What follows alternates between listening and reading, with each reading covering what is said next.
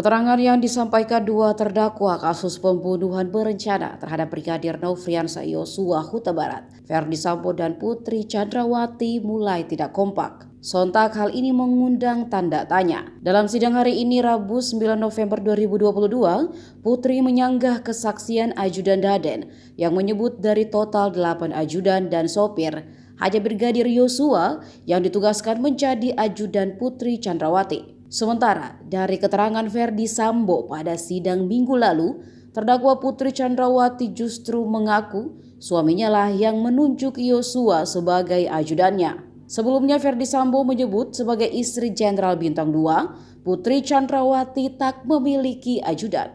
Sambo beralasan Yosua hanya kerap membantu untuk urusan rumah tangga. Sesuai dengan peraturan Kapolri nomor 4 tahun 2017, anggota Polri bisa mendapat penugasan sebagai ajudan para pejabat, termasuk pejabat di Polri. Dalam aturan tidak menjelaskan apakah istri pejabat Polri boleh mendapatkan ajudan.